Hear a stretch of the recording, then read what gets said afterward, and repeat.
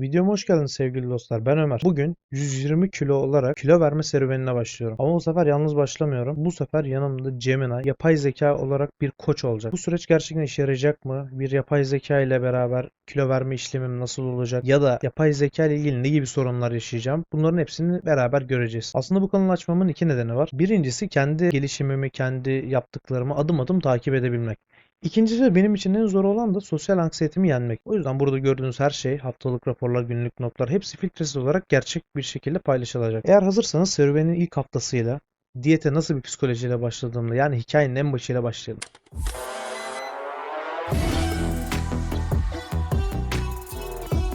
Bu noktaya bir günde gelmedim. Yaklaşık 6 yıldır geceleri yaşıyorum. Gündüzleri de uyuyorum. 8 yıldır da nispeten kilolu bir insan olarak hayatımı devam ettiriyordum. Kilolu biriydim anlayacağınız. Yani 100-105 kilolarda falan seyrediyordum ve bu kilolar bana çok da hareket sınırı getiren kilolar değildi. Çünkü kalıplı biriyim, boyum da var ve bu yüzden kilolarım beni çok rahatsız etmiyor. Ben böyle iyiyim diyordum. Fakat 120 kiloya dayanıp artık ayakta duramayacak hale gelene kadar. Çünkü ayakta durduğumda böyle dikenliymiş gibi bana batmaya başladı. 5 dakika yürüdüğüm zaman nefes nefese kalıyorum. Artık yani 120 kiloyu vücudumda çok büyük bir etken olarak hissetmeye başladım. Doktora gitmeye karar verdim. Benim aylık kontrollerim var. Bu aylık kontrollerden birinde. Doktora gittiğimde kolesterolüm yaklaşık olarak 650'leri bulmuştu ve bunu düşürmem gerektiğini söyledi bana. Bana bir ay süre verdi. Doktorun bana önerdiği diyetisyenlerle bunu denediğimde bunu başaramadım. Bundan sonra tekrar doktora gittiğimde kolesterolümün 504 seviyelerine düştüğünü söyledi. Yani 150'lik bir puan kaybı olmuştu ama bir aylık bir süreçte bunun çok az sayı olduğunu söyledi bana. Çünkü bu sayının daha da aşağılara inip yani normalde 200 tepedir.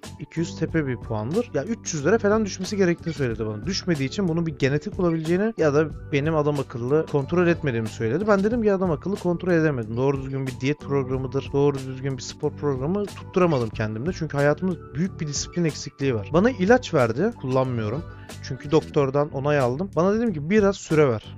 Ocağa kadar bir süre istedim ondan. Bu süre içinde dedim kendime sporla, diyetle, kendi yaptığım programlarla trigliserit dediğimiz kolesterolü düşürmem gerektiğini söyledim. Doktorum da bana onay verdi. Ondan sonra eve geldim ama yani bana doktorumun dediği şey şuydu. Sonun ölüme kadar gider dedi eğer bunu düzeltmezsen. Ama çok da yani aslında umursadığımı söyleyemem o an. Çünkü hayatımda zaten disiplin eksikliği vardı. Ve bu olay dediğim 4-5 ay oldu. Ve ben o zaman başlamadım bu diyet işlerine. Ya ufak ufak kendi yediğimden kısıyordum. Yaptığım hareketleri arttırıyordum. Ama ben evden çalışan biri olduğum için evden çok çıkmıyordum dışarı. Evdeyim. Hep yemeğimi evde yiyorum. Dışarıda çok dolaştığım bir halim yok. Hele şimdi kış zamanı, kışın hiç dolaşmıyorum. Ondan sonra hayatımda eksik olan şeyi toparlamam gerekiyordu bir şekilde. Bir şekilde hayatımdaki o eksikliği toparlamam gerekiyordu. Ama dediğim gibi disiplin eksikliğim vardı. Ben de burada telefondan oynanan bir oyun var. Hani bu milyon kasılan oyunlar var ya bilirsiniz. İşte o kadar milyon gücüm var, şu kadar milyon gücüm var. Bunlardan biri Kingshot adında bir oyun. Bunu oynamaya başladım. Oyunun ilk 2 gününü oynadığım zaman oyun bir süreden sonra beni sıktı. Oyunu silmek istiyordum. Ama oyundaki yabancılar falan böyle bir oyunda bir intikam duygusu duyacağım bir olaylar yaşandı. Ben de hırslandım. Bu hırsı oyunda kullanarak işte gecenin 3'ünde etkinlik var buna katılalım. Sabah 5'teki etkinlik var ona katılalım. Onu yapalım, bunu yapalım, şunları toplayalım, bu paraları kazanalım tarzı bir disipline girince oyun içinde bir yerden sonra baktım ki ben bunu sürekli her gün aklımdan çıkmıyor. Her gün bunu yapayım, şunu yapayım, bunu yapayım, şunu yapayım. Yani bu bir ufak benim içimde disiplin kırıntısı oluşturdu. Bundan sonra ben de girip bunu yapıyorken ya dedim ki ben bunu madem bu şekilde yapabiliyorum. Yani disiplini nasıl kazanabileceğimi öğrendim aslında ben bir oyundan. Bunun peşine düştüğün zaman aklından hiç çıkartmadığın zaman bu olabiliyormuş. Ben de bu sefer başladım. Dedim ki uyku düzenimi düzeltmem gerekiyor. Çünkü uykum sabah 5'te yatıyorum. Öğlen 1'de kalkıyorum. Öğlen 2'de kalkıyorum. Sabah bazen 9'da yatıyorum. Akşama kalkıyorum. Ya benim bu uyku düzenim uzun zamandır bozuk bir de. Ben çünkü düzeltmeyi kaç kere denedim. Gece uykusu alamıyordum. Saat 10'da 11'de yatıyordum. Sabah saat 10 sabah ya 12 saate yakın uyuyordum. Ve halsiz, yorgun, çok uykulu bir şekilde uyanıyordum. Hatta öğlen bazen uyumaya ihtiyacım oluyordu. Bunu düzeltmem gerekiyordu. Bunu nasıl düzelteceğimi de yani herhangi bir doktora falan danıştığımda söyledikleri taktikler benim üzerimde işe yaramıyor. Ben ona inanıyorum. Herkes kendi bedenini kendi kararlarıyla yönetmesi gerekiyor. Ben uyku düzenimi düzeltmek için kendi taktiğimi biliyordum. Çok uzun süre uykusuz kaldığım zaman gece uykusu alabiliyorum. Ben de 48 saat uyumamaya karar verdim. 48 saatin 40. saati falan akşam 6'ya geliyordu. Yani gece 12'de uyumam gerekiyordu. 12-1 gibi uyumam gerekiyordu. 48 saat olmayacaktı zaten de. Akşam 6 gibi uyudum. Gece 3'te uyandım. Ve uykumu aldım. Çünkü o saat aralığı baktım uykumu benim aldırabileceğim bir aralık. Bu sefer bunun peşine düştüm. İlk 3 gün saat 5'te 6'da uyuyup gece 3'te 4'te uyanıyordum. Gece 3'te 4'te uyanıp bütün günde aktif kaldığım zaman bir Müslüman Türk genci olarak hayatımda namaz eksikliği çekiyordum. Din konusunda bir namaz kılmam gerektiğini, namazı hayatıma bir şekilde entegre etmem gerektiğini biliyordum ve bunun eksikliğini çekiyordum. Karar verdim. Namazıma başladım elhamdülillah. Namazımın üstüne gece kalktığım zaman yatsıyı ve akşam namazını erken uyuduğum için akşam vaktini kaçırmış oldum. İkisini kılıyordum. Sonra sabah namazını kılıyordum. Sonra öğle ikindi vakitlerinde uyanık kalıyordum genelde. Bunu da yavaş yavaş saati 1 saat ileri ata. Mesela saat 6'da değil de dayanıyordum 7'de uyuyordum. Saat 5'te uyanıyordum. Dayanıyordum 8'de uyuyordum. Saat 6'da uyanıyordum. 3 haftayı yakın bunu bu şekilde devam ettirdim. Ondan sonra saat 9-10'a çektim. 9-10'da yatıp 6'da uyanıyordum. Şu an mesela şu anlarda saat 12'ye kadar çektim. Artık gece uykusunu rahat bir şekilde alabiliyorum. Sadece uyandığım ilk bir yarım saat, bir saat böyle çok yorgun, çok hissediyorum. Tek uyku ihtiyacı hissediyorum.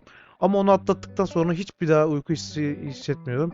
Ve bunu kahve içerek, kafein alarak yapmadım. Bunu tamamen kendi bilincimle, kendi vücudumu takip etmemle yaptım. 60 gün oldu bunu yaptıktan sonra. 60. gün dedim ki artık hayatımda disiplini bir şekilde oturttum. Uykumu da disipline edebiliyorum. Ve namaz gerçekten eğer başlamayı düşünüyorsanız siz de kendinize bir şekilde namaz sizi çok aşırı derecede disipline eden bir olay. Çünkü namaz kıldığınız zaman 5 vakit sizi konfor alanınızdan çıkartıp abdest almaya, namaz kılmaya zorlayan bir durum. Siz kalkıyorsunuz günde 5 kere kalkıp sürekli bu disiplin ettiğiniz olayı yaptığınız zaman sizi bir şekilde vücudunuz artık uyarmaya başlıyor. Mesela bir haftadan sonra vakit girdi namazını kıl. Ve ben şunu takip ediyordum. Benim hayatımda inandığım şey de bu. Bir olayı disiplin etmek istiyorsunuz. Hayatınıza entegre etmek istiyorsunuz. Bir kere taviz verdiğiniz zaman bu olayın olmasına izin verdiğini düşünmüyorum. Bozuluyor hemen. Tavizi verdiğin anda bozuluyor. Taviz vermemeniz lazım. Taviz mi verdiniz? Yani elinizde olmayan bir şey. Mesela vakit kaçırdınız. Zaman geçti. Vakit kaçtı. Kendinize bir ceza vererek mesela ben şimdi şu şekilde yapıyordum. Öğle vaktini kaçırdım diyelim. O gün borçlarım olan namazlardan 5 vakit namaz kılıyordum. Bir günlük namazımı kılıyordum. Böylelikle vücudum kendi kendine bunu takip etmeye, 5 vakiti kılmamak için aslında beni sürekli namaz kılmaya itmeye başladı. Bu da bende disiplin kazandırmaya başladı. Ben daha önceden diyetisyenlere çok gittim. Diyetisyenlerle çok uğraştım. Kendim de daha önceden spor yapıyordum. Ama diyet konusu bende bir türlü oturmuyordu. Yani internette motivasyon videoları var. Böyle izlediğimiz videolar, takip ettiğimiz insanlar var. Hepsini de görüyorduk tabii. Onlar nasıl yaptığına bakıyordum. Ama bir türlü onları gibi olmuyordu. Çünkü yanlış bir şeyi kovalıyordum. Hayatımda disiplin oturmadan bir diyet programı oturtabileceğime ben inanmıyordum. Zaten de öyle oldu. Hayatıma bunu oturtunca devamı da geldi. Üstüne diyet programını başlamam gerekiyordu. Aslında 3 aşağı 5 yukarı ben ne yapacağımı biliyordum. Ne yemem gerektiğini, ne yememem gerektiğini, neyleri tüketip insülin direnci kırmam gerekiyordu ilk başta. Benim aslında amacım 120 kilodan aşağı inmek değil. Benim trigliseritimi sıfırlamak. Çünkü kolesterolüm çok yüksek olduğu zaman benim vücudumda etkileri fazla. Tabii bir yandan da kilo vermek. Başlamak için bir asistana ihtiyacım vardı. Yani benim verdiğim bilgiler üzerine bana yardımcı olabilecek bir şeye ihtiyacım vardı. Ben de Gemini'yi çok kullanıyordum işimden dolayı. Bir deneyeyim dedim. Acaba nasıl bir yardımcı olabilir? Kan değerlerimi attım. Boyumu, kilomu attım. Neleri tüketmek istediğimi attım ve tabii diyetisyenlerin şöyle bir eksisi de var. Sizin mali durumunuzu, bütçenizi takip etmezler. Size fazla yani normalde bir haftada mesela 1000 TL'lik yiyecek yiyorsanız onların önerdiği şeyle 3000 TL'ye çıkıyor. Yani diyet yapmak çok pahalıya mal oluyor. Ben de bunu sevmiyorum çünkü yemeğe çok para harcamayı sevmiyorum. Bu sefer buna Gemini ile yapmamın asıl sebeplerinden biri de bu.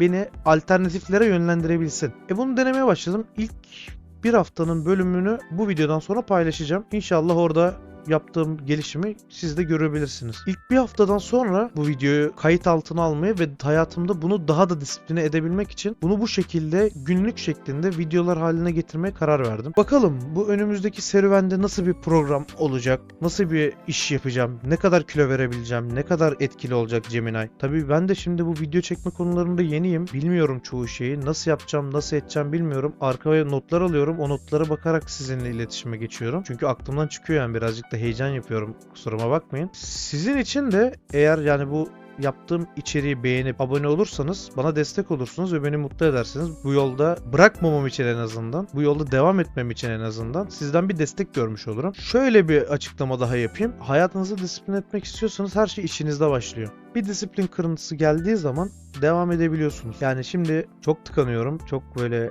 konuşurken aklıma gelmiyor. Çünkü yani bu kamera karşısına konuşmak gerçekten zor bir meşakkat. Ya siz benim serüvenime bakın. Eğer benim serüvenimde bir kendinize değecek bir olay görebilirseniz ben tabii ki de size yardımcı olurum. Bu arada bir prompt paylaşmak isterim. Sizin de yani buraya yaşınızı, kilonuzu, eğer kan testi yaptırıp da bu kan testinin sonuçlarına göre hareket etmek isterseniz kan testinizi paylaşıp Gemini'den siz de benim gibi şey yapabilirsiniz. Bu arada Gemini'nin yiyecek yani mesela yemek istemediğim şeylerle bana çok güzel menüler öneriyor. Çok güzel menüler, çok güzel yiyecekler şekilde bana bilmediğim şeyler kattı yani Gemini. Spor konusunda da ben şu an için 120 kilonun üstünde olduğum için sporu dışarıda koşu ya da yürüyüş şeklinde yapamıyorum. Çünkü bunu yapmaya kalktığım zaman vücudumdaki eklemlerime ya da kaslarıma zarar verebilirim. Benim bir spor geçmişim var aslında. Yapsam muhtemelen çok da zor olmaz ama yine de riske atmak istemedim. Bu yüzden ev içi sporlar var. Yine Gemini'nin önerdiği bir spor programı var. İlk hafta 15 dakika olarak başladım. Bunun videoda size örneklerini göstereceğim bir sonraki videomuzda. Eğer bu videodan keyif aldıysanız kanalıma abone olup videoyu beğenebilirsiniz. Teşekkür ederim. Görüşmek üzere dostlar.